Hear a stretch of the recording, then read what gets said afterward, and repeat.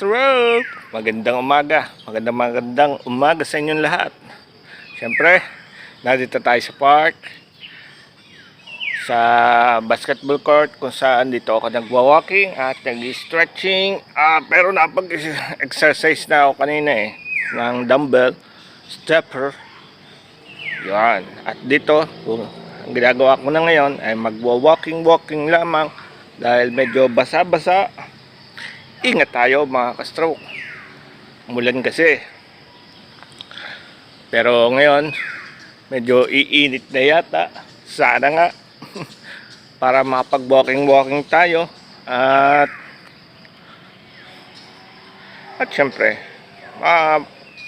mga ginagawa natin pag hindi na ulan, nagagawa natin.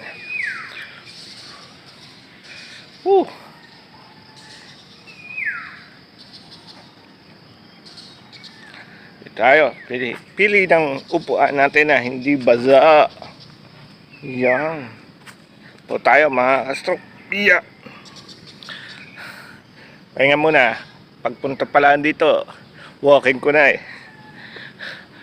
medyo ayos kasi pagka sa village walang niingatang sasakyan tayo dahil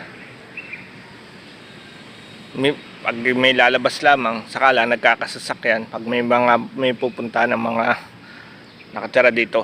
Yun, kaya halos walang sasakyan na dumadaan. Yan. Pero ngayon maaga, siyempre maraming dadaan dahil magkahatid ang eskwela nila at mga papasok sa trabaho, ganoon. Saka pala mga ka-stroke, may sa mga nagsasabi na wag po nating asahan ang white tea at gawin lang natin, diba? Tama po yun. Wag nating gawing financial or kung ano, pinagkukuha na natin ng kita ang white tea. O tama yun, pero sa mga katulad ko po na umaasa talaga sa pag-white tea dahil wala nga po tayong trabaho, accept nyo na po. Talagang wala po sa lagay ko. Ako po talagang aasa na muna ako sa white tea dahil doon lang po ako kumikita, doon lang po ako kumita. At hindi man siya ganong kalaki, nakakadagdag para sa pagbili ng mga baon, sa pagkain na araw-araw. Sa loob ng isang buwan makasahod, di kay napakaganda na mga ka-stroke. Kaso sa mga katulad kong small YouTuber,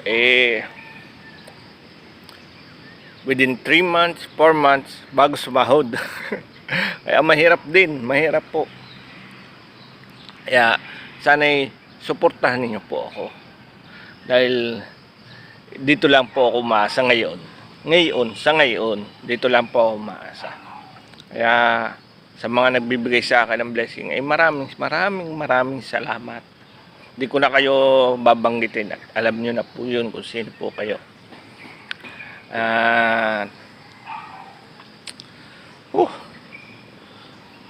So para mga stroke, samahan nyo muna ako. Walking lang dito. At mamaya ulit tayo magmaritisan. So tara, samahan nyo ako.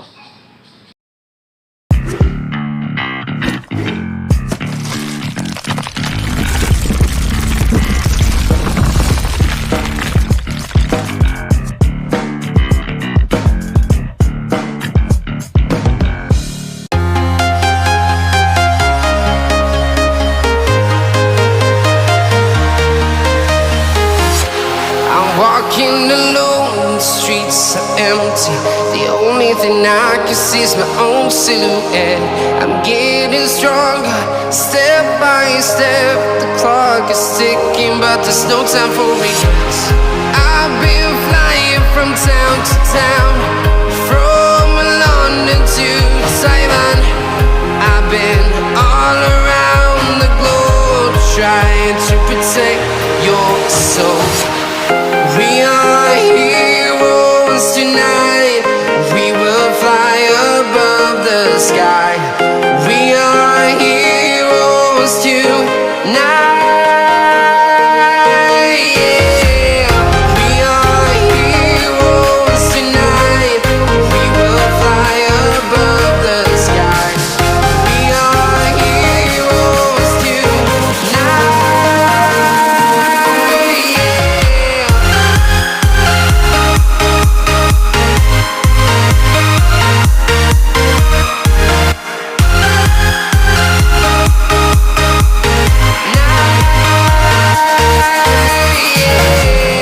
Feel like a dynamite, ready to explode right up in the sky.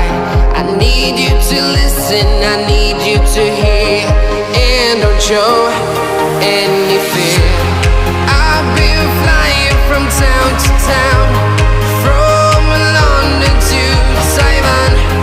I've been all around the globe trying to protect your soul. We are heroes tonight. We will fly above the sky. We are heroes tonight. Yeah.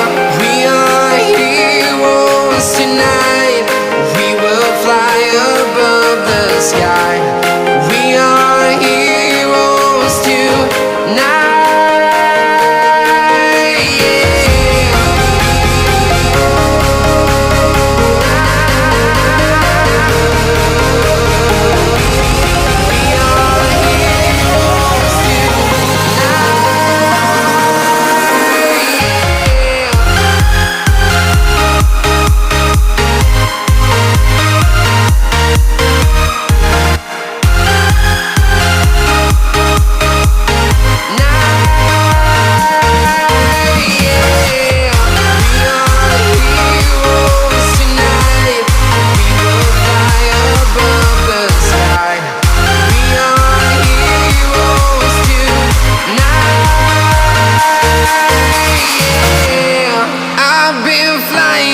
Town to town, from London to Taiwan.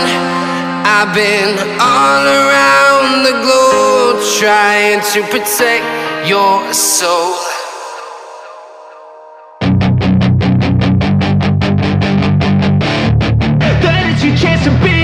Hey kid, don't ever let them get inside your head. They'll tell you what to do in life instead of everything you know that you could get. Don't let them guide your life towards regret. I'll fight for what I love with every breath. My past is filled with things I won't forget. I use them all to push me to my best. So treat the worst of times just like a test.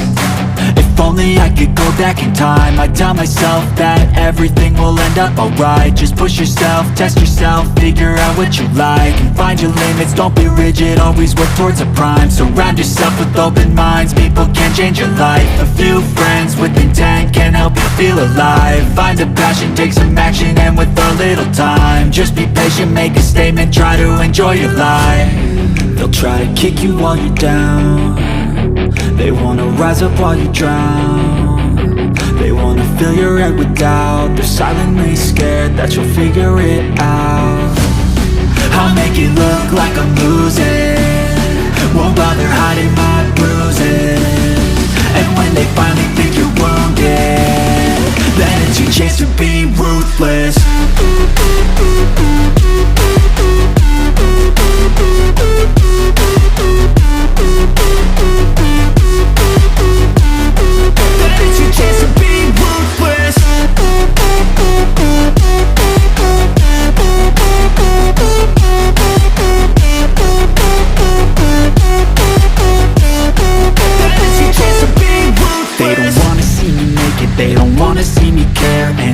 I make some progress, I can see that they compare. I think everyone's against me, maybe something in 2,000 years later. Mga stroke, napasarap na naman po tayo. Hindi ko na kinuhanan dahil medyo nagtagal.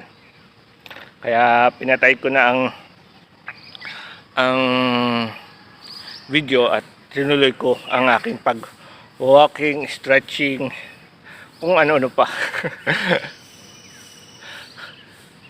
Ganun po pagka ako'y pinapawisan, na sarap po kasing ipagpatuloy, pero kinokontrol ko din po dahil po hindi na po tayo dapat masyadong nagpapahirap dahil baka naman tayo naman po masalanta pagka nasobra tayo sa pagod. Kaya tuloy lang basta hanggang sa kaya, mabot na sa peak na pagod na, siyempre papahinga tayo mga ka-stroke.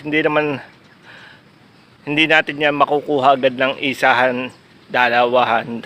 Ay katulad ko, magtatatang taon na sa 20, ay nako. Kaya tuloy-tuloy lang hanggang sa maabot natin yung kanyang peak, kung hanggang saan tayo lalakas. Yun, ganun lang. Wag nating asa makaabot tayo ng 100% dahil bibihira po ang nakakabot ng 100%. Basta na-stroke kayo, talagang asahan ninyo na meron pa ring depekto sa atin dahil sa pagka-stroke natin. Hindi po, meron naman po yung mga minimal na tama, ganun talaga. Madali po sila makarecover at 100% pa rin. At sana, wag na silang bumalik sa kung ano-ano mang kanilang bisyo dati. Wag na nilang balikan at control lagi sa pagkain. Siyempre, gulay, isda, huwag natin tanggalin ang baboy dahil kailangan po natin yun dahil protein po natin yun Yang ano lang, iwas taba lang tayo sa mga mamantika. Iwas, tikim-tikim lang ba? Tikim. Huwag nating lamon. Mga ka-stroke. At syempre, shoutout muli sa ating Naimofan Fitness, sa mga kapatid ko dyan sa Planet Soward.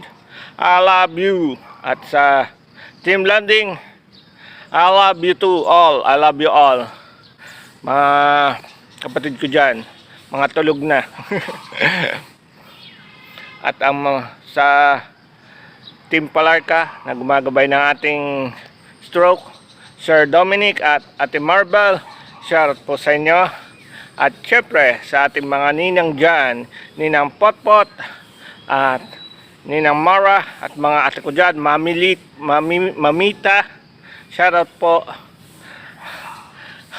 sa Team Lilipotpot. Yan, shoutout po. At syempre Daddy Echo, Daddy Ninong, shoutout. I love you, I love you. At Ninang Sheila, I love you very much. So paano mga ka-stroke, hanggang dito na uli muna. At susunod na tayo uli magbablog. At syempre, hindi man natin mapaganda ngayon ang ating vlog dahil nangangailangan po tayo ng kapital pagka pagagandahin natin ng ating vlog. Halimbawa, pagagandahin natin ang cellphone natin, pagagandahan natin ang pagkuha, hindi po tayo makakuha ng maganda-ganda dahil isang kamay ang gamit po natin. At isa pa, wala po siyang stabilizer. So pagtiyagaan nyo na po sana at wag nyo pong i-skip ng ads sa aking channel dahil po yun po ang napakalaking tulong na sa akin na pang hindi nyo pag-skip ng ads mga ka-stroke. So paano, hanggang sa muli na uli mga ka-stroke at bye bye.